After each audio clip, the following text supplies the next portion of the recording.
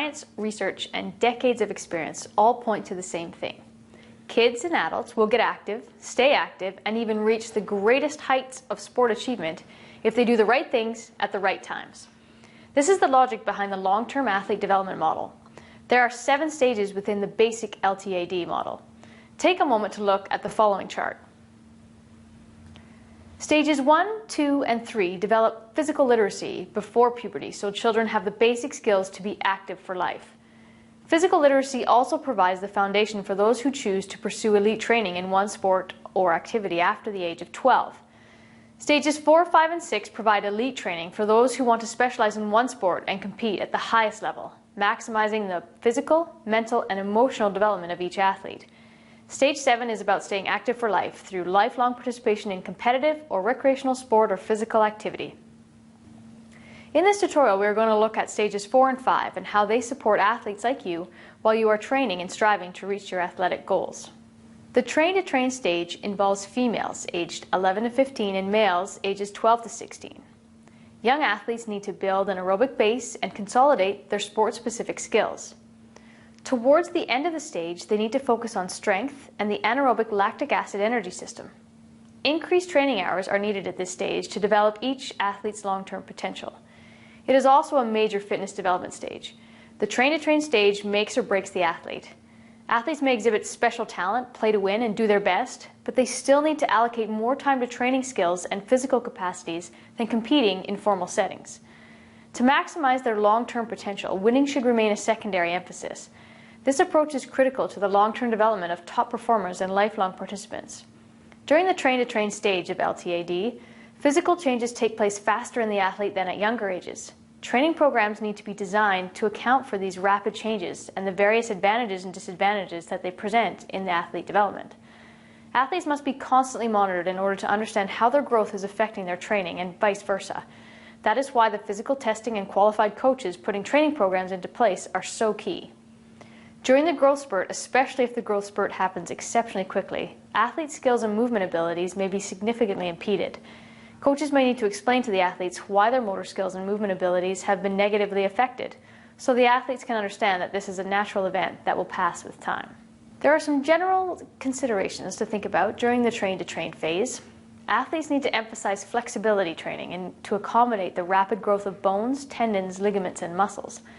Athletes need to learn to cope with the physical and mental challenges of competition. For all athletes, the use of body size and skill level appropriate equipment remains important. Training and competition ratio should follow a 60 to 40% training to competition ratio. Too much competition wastes valuable training time. Too little competition reduces the practical application and development of technique, tactics, and decision-making skills under realistic competition conditions. A key reason why many athletes hit a plateau during later stages of their development has to do with too much competition and not enough training during this stage. Competition is most valuable when it is used to develop strategic and tactical understanding. The focus must be on the learning process and not the outcome.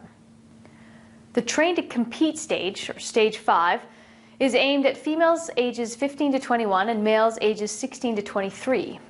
Athletes choose one sport in which they will train to excel.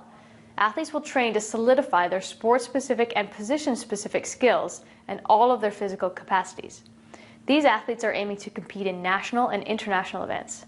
At the train-to-compete stage of LTAD, this is where competition becomes serious. Athletes enter this stage if they have chosen to specialize in one sport and excel at the highest level of competition possible. Athletes need to commit to high volume and high intensity training throughout the year. Instruction in topics such as nutrition, sports psychology, recovery and regeneration, injury prevention, and injury management also become very important. Train-to-compete athletes are not the average community sport program participants. They are committed athletes with recognized talent who have chosen an elite pathway that few others pursue. The train-to-compete stage of LTAD is a dress rehearsal for the train-to-win stage. Train-to-compete maximizes all of the physical, mental, cognitive, and emotional capacities of the athlete. It also teaches the athlete how to handle the distractions of elite sports such as travel, weather, different competition venues, media, spectators, and difficult opponents. Winning becomes a major focus during train to compete. However, coaches should help their athletes to select specific competitions that support strategic athlete development. The learning and development that occurs during these competitive events will prepare athletes for the next stage in their sporting progress, train to win. Some general considerations during the train to compete phase include providing year-round, high-intensity, individual event and position-specific training. Having athletes perform their skills under a variety of competitive conditions during training is essential. Athletes should continue to tailor and refine individual fitness programs, recovery programs, psychological preparation, and technical development. Athletes must strive to deliver consistent, high-performance results in both training and competition. Coaches and athletes must plan for tapering and peaking for competition to accommodate the large increase in training volume. Tapering means reducing both intensity and volume in training as athletes approach the date of major competition events.